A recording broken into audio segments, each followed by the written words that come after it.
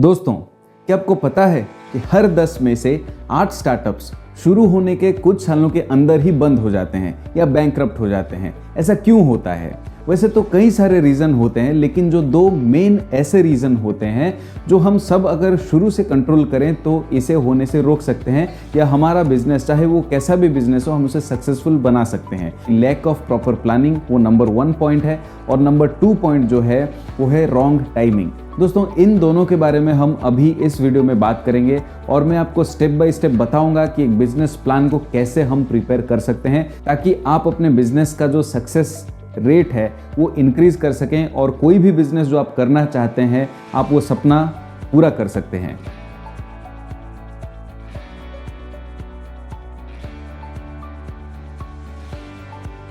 नमस्कार, मैं हूं Anshuman, entrepreneur and business coach. दोस्तों, इस चैनल के ज़रिए मेरा ये कोशिश रहता है कि जो लोग अपना बिजनेस शुरू करना चाहते हैं और जो नए स्टार्टअप्स हैं उनको हेल्प कर सकूं अपने सपने पूरे करने में। तो अगर आप इस चैनल में नए हैं तो आप इस चैनल को सब्सक्राइब कर दीजिए ताकि बिजनेस से रिलेटेड और स्टार्टअप से रिलेटेड हर न्यूज़, हर अपडेट, हर स्ट्रैटेजी, हर प्लानिंग और हर टेक्निक आपके पास टाइम पे पहुंच जाए। तो आज का जो मेन टॉपिक है दोस्तों, एक बिजनेस प्लान को कैसे प्रिपेयर किया जाए, स्टेप बाय स्टेप गाइड के साथ मैं आपको बताऊंगा। और अगर आप इस वीडियो को पूरा देखते हैं तो आप खुद अपना बिजनेस प्लान प्रिपेयर तो कर सकते हैं, लेकिन मैं आपको कुछ ऐसे लिंक्स देने वाला हूं जहां आप जाके कुछ सैम्पल बिजनेस प्लान, कुछ टेम्पलेट्स या कुछ फॉर्मेट्स आप डाउनलोड कर सकते हैं, जिसे रेफर करके अगर आप अपना बिजनेस प्लान बनाते हैं तो वो काफ़ी ईजी हो जाएगा आपके लिए प्रिपेयर करने के लिए। जो फर्स्ट एंड फॉरमोस्ट पॉइंट है दोस्तों, जो नंबर 1 पॉइंट है एक बिजनेस प्लान डॉक्यूमेंट का, वो है एग्जीक्यूटिव समरी। जी हाँ, एग्जीक्यूटिव समरी आपके बिजनेस प्लान का पहला जो पैराग्राफ है उसी को कहा जाता है, जो कि आपका टोटल बिजनेस प्लान का एक सिनॉप्सिस होता है, या आपका जो फुल बिजनेस प्लान है, जो होल स्ट्रैटेजी है, कैसे आप बिजनेस करेंगे, क्या है आपका प्रोडक्ट या सर्विस, आप बिजनेस कहाँ पे करेंगे, और जो सप्लाई चेन नेटवर्क है, आपका प्रॉफिट टू कॉस्ट रेशियो क्या है, आपका रिटर्न ऑन इन्वेस्टमेंट क्या है, ये सारा जो टोटल बिजनेस प्लान है उसको लेके एक छोटे से पैराग्राफ में आपको लिखना है और उसी को कहते हैं एग्जीक्यूटिव समरी। एग्जीक्यूटिव समरी जो है उसे आप किसे दिखा रहे हैं, या जो बिजनेस प्लान है आप किस पार्टी को प्रेजेंट कर रहे हैं, उसे लेके आप अपना एग्जीक्यूटिव समरी जो है वो चेंज कर सकते हैं या मॉडिफाई कर सकते हैं या इम्प्रोवाइज कर सकते हैं।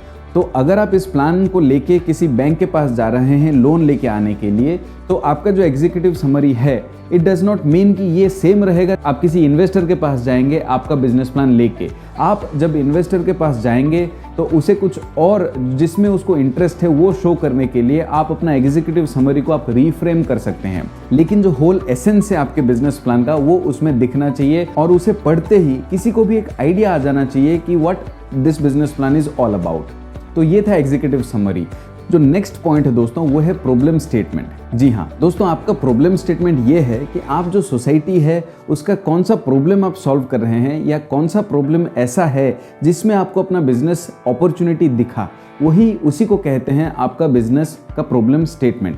फॉर एग्जाम्पल दोस्तों, कुछ ही दिन पहले किसी ने एक इनोवेशन किया कि एक गाड़ी का जो कार्बन एमिशन है, जो हमारे एग्जॉस्ट पाइप से निकलता है, वहाँ पे एक फिल्टर लगा के सारा कार्बन इकट्ठा करके उसमें से इंक बनाया जाता है और वो यूज़ होता है पेन के इंक के हिसाब से या प्रिंटर के इंक के हिसाब से दोस्तों। तो ये एक इको फ्रेंडली तरीका है पोल्यूशन को रोकने के लिए और अपना बिजनेस चलाने का, क्योंकि वो जो इंक है उसे वो सेल कर रहे हैं और उससे प्रॉफिट भी कमा रहे हैं दोस्तों। तो ये जो प्रॉब्लम है इसमें pollution is the main problem, जिसको सॉल्व करने के लिए ये जो एंटरप्रेन्योर है इन्होंने ये इनोवेशन बनाया। तो दोस्तों, एक बार आपने अपना प्रॉब्लम स्टेटमेंट को लिख लिया, जो नेक्स्ट पॉइंट है वो है आपके बिजनेस का डिस्क्रिप्शन, यानी जो भी आपका प्रोडक्ट या सर्विस है जो इस प्रॉब्लम को टारगेट करता है या ये प्रॉब्लम को सॉल्व करने के लिए एम करता है, उसी को अपना प्रोडक्ट या सर्विस कहा जाता है दोस्तों। और ये जो प्रोडक्ट या सर्विस है ये कैसे आपने बनाया, या आप कैसे इसे कुछ अलग कर रहे हैं दूसरों से, और आपने इसे अपने जो एंड कस्टमर है उसके पास कैसे पहुंचाने का प्लान किया है,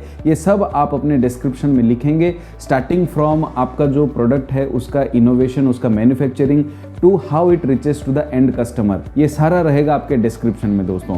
ये काफ़ी सिंपल है और इसमें आप अपने हिसाब से चेंजेस करके बहुत सारे सब पॉइंट्स यहाँ पे दे के आपका जो भी इनोवेशन है वो सारा यहाँ पे इंक्लूड करके आप ये जो डिस्क्रिप्शन है इसको लिखिएगा, क्योंकि बहुत सारे लोग जो आपके बिजनेस में इंटरेस्ट लेंगे वो बिल्कुल आपका जो डिस्क्रिप्शन है वो पढ़ेंगे। अगर आप ऐसे सोचते हैं कि डिस्क्रिप्शन इतना लंबा हो जाएगा और शायद कोई इसको ना पढ़े, तो मैं इसमें ज़्यादा समय वेस्ट नहीं कर रहा हूँ, क्योंकि जो आइडिया है वो तो मेरे दिमाग में है ही।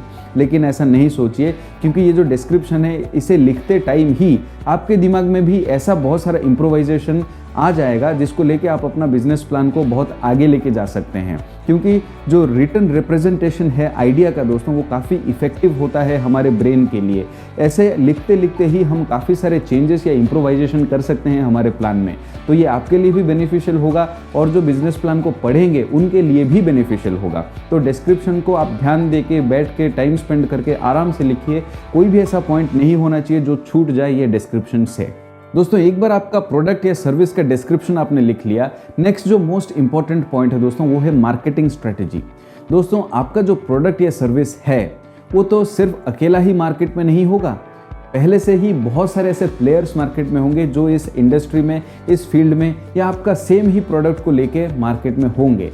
अगर ऐसा कोई है नहीं अभी तक, तो हम ये एक्सपेक्ट करके चलना चाहिए कि हमारे लॉन्च करने के तुरंत बाद बहुत सारे ऐसे कॉम्पिटिटर्स आ जाएंगे मार्केट में जो हमारा एग्जैक्ट प्रोडक्ट लॉन्च कर देंगे। दोस्तों ये जो कंपटीशन है, जो एग्जिस्टिंग है और जो आगे आने वाला है, इन दोनों को कंसिडर करके इनसे हमें आगे रहना है। और ऐसा प्लान के लिए हमें मार्केटिंग स्ट्रैटेजी का प्रॉपर प्लानिंग बहुत ज़्यादा ज़रूरी है। दोस्तों मार्केटिंग स्ट्रैटेजी में आपका प्राइसिंग स्ट्रैटेजी भी आ सकता है, आपका ब्रांड बिल्डिंग स्ट्रैटेजी भी आ सकता है, और आपका कोई ऐसा छोटा सा इनोवेशन जिसको लेके आप अपना प्रोडक्ट या सर्विस को बहुत सारे ऐसे लोगों तक पहुंचा सकते हैं जिनको अभी तक आपका प्रोडक्ट या सर्विस का सुविधा उपलब्ध नहीं है मार्केट में। आप जब अपना मार्केटिंग स्ट्रैटेजी बनाएंगे या लिखेंगे, उसमें बस एक चीज़ का ध्यान रखिए कि कैसे आप अपने कंपटीशन को पीछे छोड़ के आप आगे निकलने वाले हैं।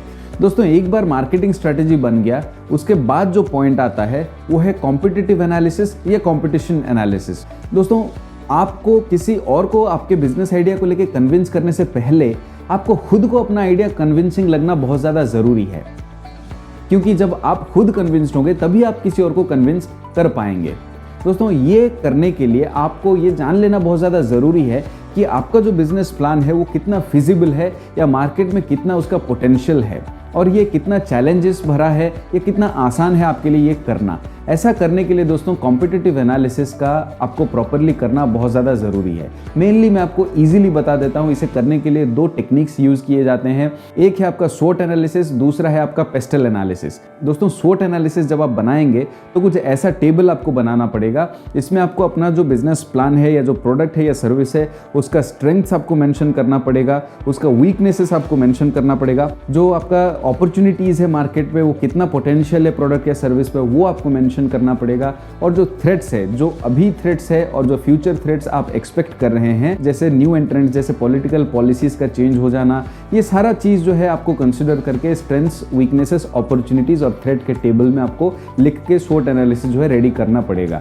इसे आप बाद में इम्प्रोवाइज भी कर सकते हैं सिचुएशन के हिसाब से, लेकिन इसे आप अगर थरोली बनाते हैं तो आपके खुद के लिए बहुत ज़्यादा इंपॉर्टेंट हो जाएगा कि आपका बिजनेस प्लान में कितना दम है, ये आपको समझ आ जाएगा। दोस्तों नेक्स्ट जो है उसे हम कहते हैं पेस्टल एनालिसिस। ये भी कॉम्पिटिटिव एनालिसिस के अंडर ही आता है। दोस्तों ये जो पेस्टल एनालिसिस है, इसमें हम एनालाइज करते हैं एक बिजनेस प्लान का या जो आपका प्रोडक्ट या सर्विस है उसका पॉलिटिकल, इकोनॉमिक, सोशल, टेक्नोलॉजिकल और एनवायरमेंटल एस्पेक्ट्स। दोस्तों ये जो सारे पॉइंट्स मैंने आपको दिए, ये सारे बिजनेस का या तो मैक्रो एनवायरनमेंट में आते हैं या माइक्रो एनवायरनमेंट में आते हैं। अगर हम बात करें माइक्रो एनवायरनमेंट की, तो माइक्रो एनवायरनमेंट वो है कि एक बिजनेस जिसे कंट्रोल कर पाए या चेंज कर पाए अपने हिसाब से, और जो मैक्रो एनवायरनमेंट है दोस्तों, वो उसके हिसाब से बिजनेस को खुद को एडजस्ट होना पड़ता है, क्योंकि मैक्रो एनवायरनमेंट जो है वो बड़ा एस्पेक्ट है बिजनेस में, और बिजनेस मैक्रो एनवायरनमेंट का एक पार्ट होता है, लेकिन माइक्रो एनवायरनमेंट जो है वो बिजनेस का एक पार्ट होता है।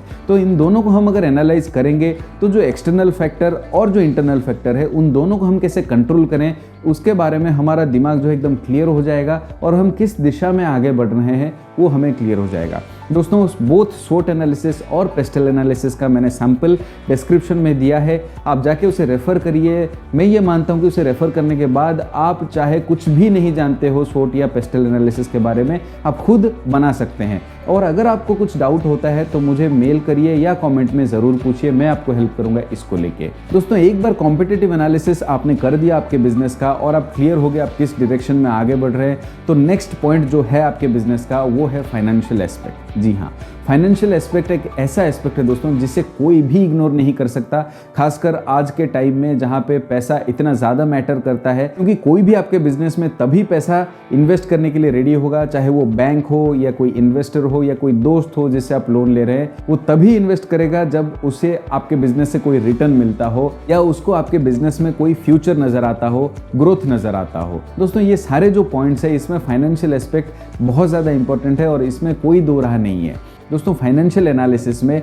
आपको अपना जो कॉस्ट शीट है उसे प्रिपेयर करना पड़ेगा।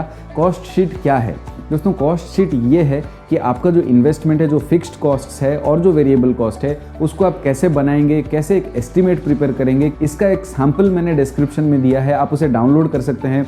वो एक एक्सेल शीट है दोस्तों, उसमें आप जाके अपना एडिट करके जो भी है आप अपने हिसाब से उसको बना सकते हैं। तो ये आपका बन जाएगा कॉस्ट शीट। उसके बाद आपको फाइनेंशियल एनालिसिस में बाकी बहुत सारे चीज़ों को कंसिडर करना पड़ेगा, जैसे रिटर्न ऑन इन्वेस्टमेंट। आपका जितना इन्वेस्टेड मनी है वो आप कितने दिनों में आप अपना ब्रेक इवन अचीव करेंगे, या आपका जो इन्वेस्टेड मनी है उसको आप कितने दिन में रिकवर कर लेंगे, और उसके बाद आप जो कमाएंगे वो आपके प्रॉफिट के हिसाब से जाएगा। दोस्तों सबसे इंपॉर्टेंट चीज़ है रिटर्न ऑन इन्वेस्टमेंट, आपका ब्रेक इवन एनालिसिस, आपका कॉस्ट शीट, क्योंकि यही आपको गाइड करेगा आपको कितना पैसा बाहर से चाहिए, कितना पैसा आपके पास खुद है।